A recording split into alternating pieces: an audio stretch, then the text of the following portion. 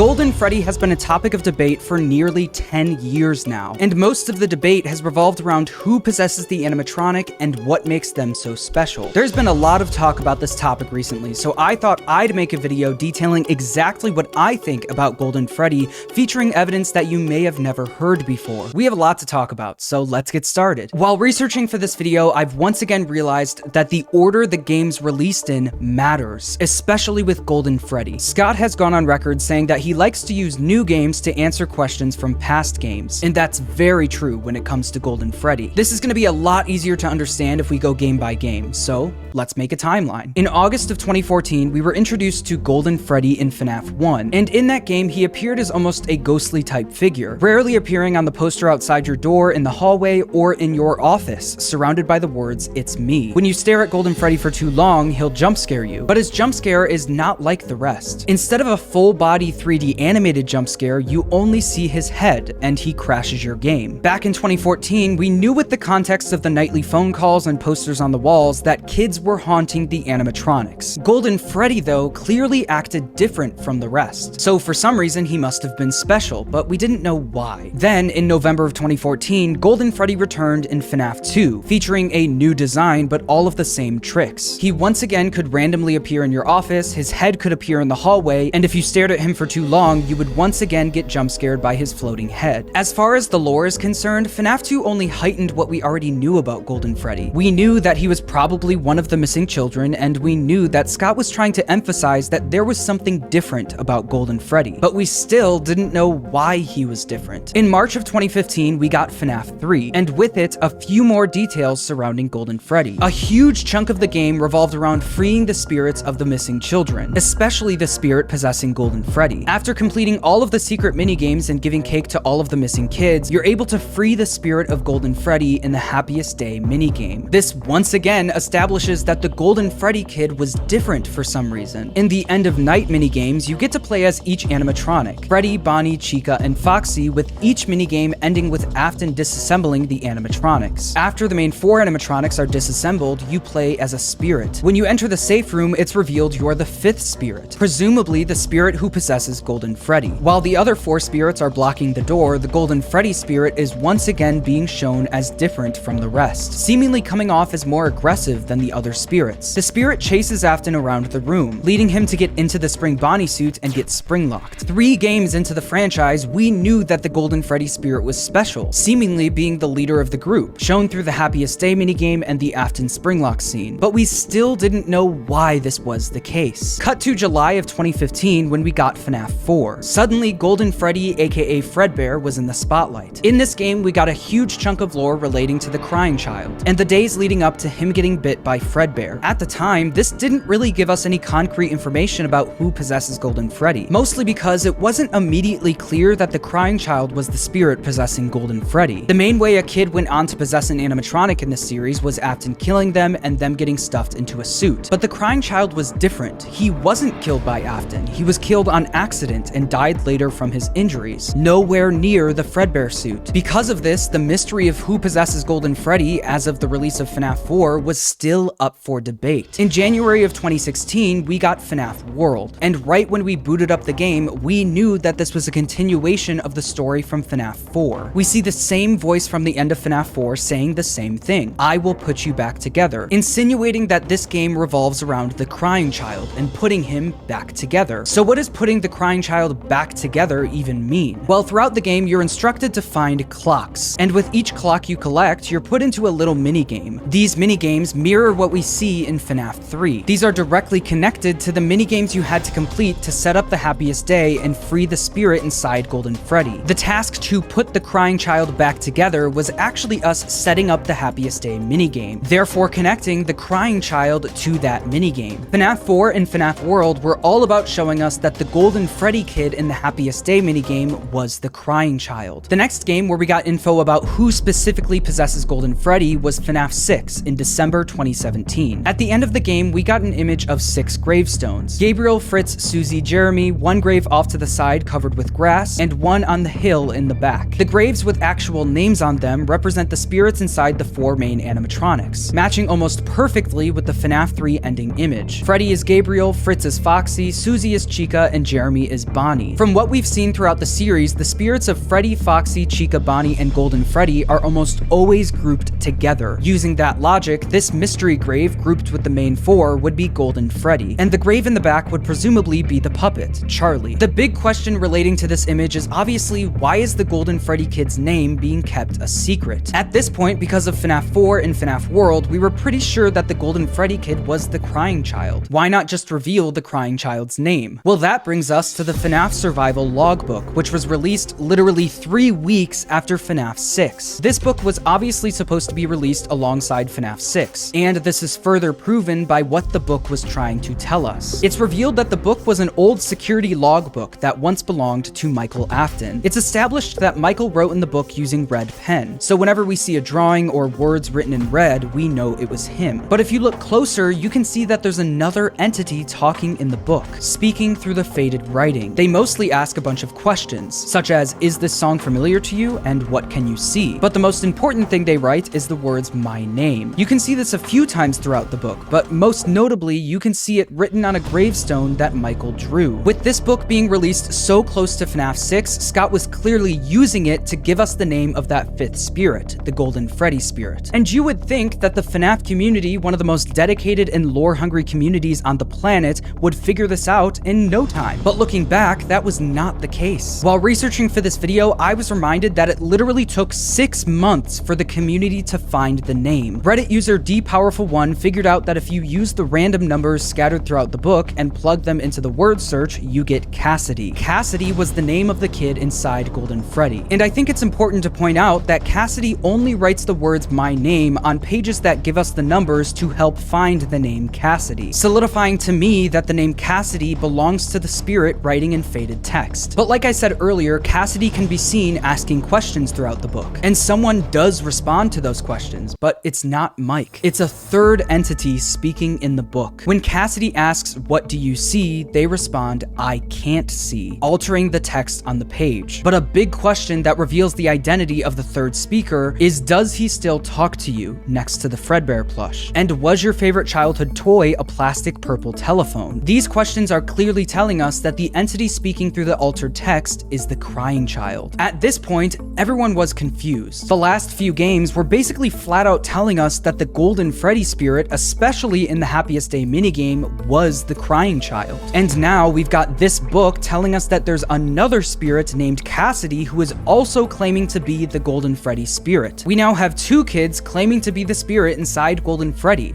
How can this work? Well, let's talk about Ultimate Custom Night, released in June of 2018, only 3 weeks after Cassidy's name was found. At this point, everyone in the series, including Afton, was burnt to the ground by Henry in FNAF 6. Henry tried to put an end to everything, but there's one spirit who wouldn't let William Afton rest. Enter the one you should not have killed. What we learned through all of the voice lines in the game is that this kid, the one you should not have killed, does not want William Afton to rest. He wants revenge, so he's keeping Afton trapped in an endless loop of death, forcing him to die over and over again. You can even see the face and hear the voice of the one you should not have killed throughout the game. His face shows up randomly in the death screens, and his voice can be heard through the mediocre melody animatronics. We've only just begun. I will never let you leave. I will never let you rest. So who is the one you should not have killed? Well, I think the final cutscene of the game gives us that answer. If you get a score of at least 9800, you unlock the final cutscene, where we see Golden Freddy twitching with both eyes lit,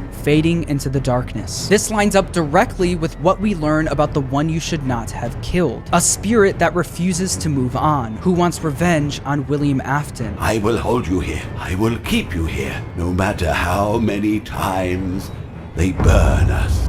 To me, this heavily implies that the one you should not have killed is not only the spirit inside Golden Freddy, but Cassidy, the second spirit inside Golden Freddy that we were introduced to in the logbook. Like I said earlier, Scott likes to use new games to answer questions from past games. Because of this, the order in which FNAF games and products are released is very important. In FNAF 6, Scott introduced a question: what is the name of the Golden Freddy kid? 3 weeks later, Scott released the survival logbook, where he gave us the answer. But even though we got got that answer, the logbook introduced a few new questions. We know Cassidy isn't the crying child, so who are they? Why are they important, and how can there be two spirits claiming to be inside of one animatronic? 6 months after the logbook came out, we got Ultimate Custom Night, where we got the answers to those first two questions. All of that build-up, from the mystery grave in FNAF 6, to finding Cassidy's name in the logbook, to figuring out that Cassidy is not the crying child, but a separate character also inside of Golden Freddy, all of that build-up led us to Ultimate Custom Night, where we see this new character take center stage as the one you should not have killed. But there's still one question left. There are two spirits claiming to be inside Golden Freddy, Cassidy the Vengeful Spirit and the Crying Child. How does that work? Well, a year and a half after Ultimate Custom Night, the Fazbear Frights books started coming out. And in these books, we got the story of the Stitch Wraith, an animatronic that contains the spirits of two kids, Andrew and Jake. Andrew is revealed to be a victim of William Afton, who is very vengeful and angry. Jake is revealed to be a kid who was not killed by William Afton, but died from a brain tumor surrounded by his plushie that had a walkie-talkie inside of it. This directly mirrors what we see with Cassidy and the Crying Child. Cassidy, the more vengeful spirit killed by William Afton, and the Crying Child, the one who wasn't killed by Afton but died from a brain injury, both possessing one animatronic. In the Stitch Wraith stories in the Fazbear Frights books, we hear a lot about the dynamic between Andrew and Jake. We learned that they both possess different parts of the animatronic. Andrew possesses the body while Jake possesses the head. Because Jake possesses the head, he is in control of the animatronic's movements and can see the outside world. Since Andrew possesses the body, he can't see anything or move the animatronic. What's also made clear is that they both don't remember very much about their past, and that they can talk to each other from inside the Stitch Wraith, with them mostly trying to figure out what they remember. If you haven't put it together yet, this is exactly what we see in the survival logbook. Cassidy and the Crying Child possessing the same animatronic, talking to each other, trying to figure out what they remember. Cassidy says, "What do you remember? Was your favorite childhood toy a plastic purple telephone?" But the most important question in the whole book is this. Cassidy says, "What do you see?" And the Crying Child responds, "I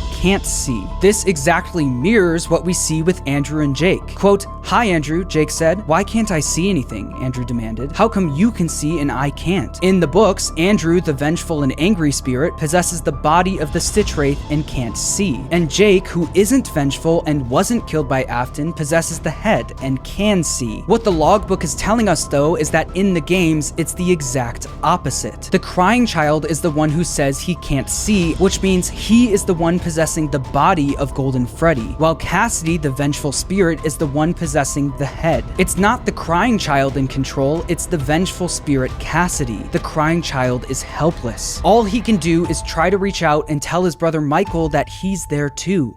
It's me. It doesn't stop there though. The Stitch Wraith story establishes that a spirit needs to remember or be put into one of their happiest memories in order to move on, aka their happiest day. Towards the end of the Stitch Wraith story, Jake is able to help a bunch of kids who were killed. He does this by essentially going back to their memory of being killed and changing it, making that terrible memory into a happy one. This allows the spirits to be at peace. How does this translate to the games? Well, this is exactly what the happiest day minigame is in FNAF 3. This minigame is showing us the Crying Child's happiest day. In the security logbook, there's a page that talks about the happiest day, where it specifically says in bold, "Reflect on the happiest day of your life," with an image of the puppet handing a cake to a child. If you do what it says and take the image of the happiest day minigame and reflect it, what do you see? The Crying Child's birthday party from FNAF 4 where he got bit. Like we established earlier, the main goal with FNAF World is to set up the happiest day minigame for the Crying Child. But have you ever stopped to question why we have to collect clocks in order to do this? It's because we are literally going back to that terrible memory of the Crying Child getting bit and changing it, making it so that in his mind, that terrible day was a great one. People have pointed out throughout the years that the map of FNAF World looks like a brain. This is because we are literally in the mind of the Crying Child, metaphorically going back in time in his mind and changing the memory of that terrible day, turning it into a happy one and helping him be able to move on. So far, we've learned that in the the games, there are potentially two spirits inside Golden Freddy, Cassidy the Vengeful Spirit and the Crying Child. In the logbook, we see them communicating for the first time, trying to figure out what each other remembers about their past. In the logbook, the Crying Child says that he can't see. Using what we know from the Stitch Wraith stories and the Fazbear Frights books, the Crying Child is possessing the body of Golden Freddy, while Cassidy is possessing the head. Cassidy is the one in full control of the Golden Freddy animatronic. Oddly enough, this almost lines up perfectly with what we see in the FNAF movie. Speaking of the FNAF movie, after the FNAF movie came out, Matthew Lillard spoke in an interview where he basically said that the movies are meant to help fill in the blanks of the story in the games. Frankly, our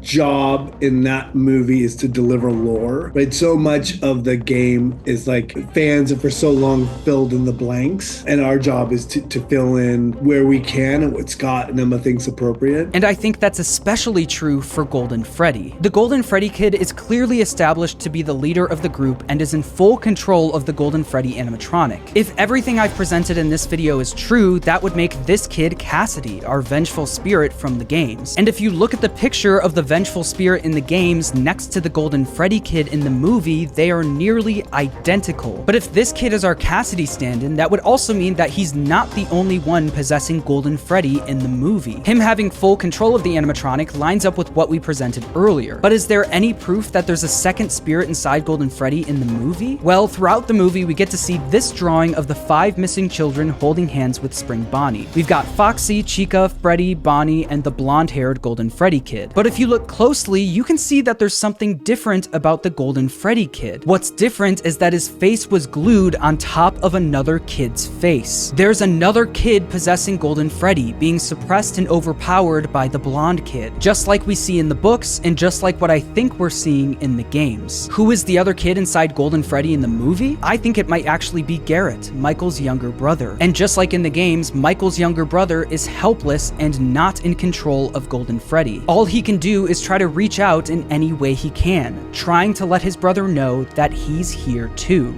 It's me. Changing people's bad memories and making them good memories is something we see in the books and the games. And I think Scott was trying to strengthen this idea in the movie. The Golden Freddy kid is able to go into Mike's dream and change his memory of the day his brother was taken. But instead of doing this for good, he does this to trick Mike into giving up his younger sister, Abby. The movie then ends with Afton getting spring-locked and being locked away. In the minigame version of this from FNAF 3, the Golden Freddy spirit is seen as the leader of the pack and the more aggressive one. And I think the movie only strengthened that idea, with the final scene being Cassidy closing the door on Afton as he's getting spring-locked. I think it's important to encourage you to do your own research and come to your own conclusions, because a lot of conclusions depend on how you interpret certain evidence. For example, a lot of people think that this little girl in the survival logbook is Cassidy, but I don't think that's the case. If this is supposed to be representing the happiest day minigame, that minigame, in my opinion, clearly has everything to do with the Crying Child and nothing to do with Cassidy. As much as I want this drawing to mean something, I don't think it does. Also, a lot of people think that the character of Andrew is an actual character in the games and is the one you should not have killed, not Cassidy. And I think people are valid for thinking that. I'm not going to say that the story of the Stitch Wraith is the same as the story of Golden Freddy. There are differences. But I do think that those stories are more meant to help us better understand how Golden Freddy works in the games. You can interpret things however you want. That's what makes theorizing fun. Also, big shout out to MatPat, because I really do think you were on the right track with your video from 2020. This video was also written and filmed before the release of Into the Pit, and I haven't really decided how that's changed my opinion on Golden Freddy, but as of right now, my opinion really hasn't changed. Make sure to subscribe, and thanks for watching.